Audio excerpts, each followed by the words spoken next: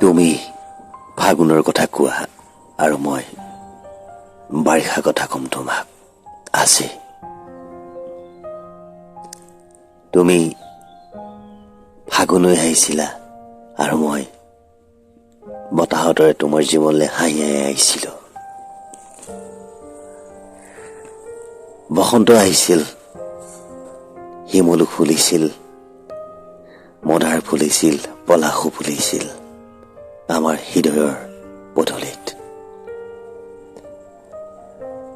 তেতিয়াই আমাৰ জীৱনৰ বসন্ত আহিছিল। লাহে লাহে কি আহিলে জানা? বাৰিষা, বৰষুণ জাক।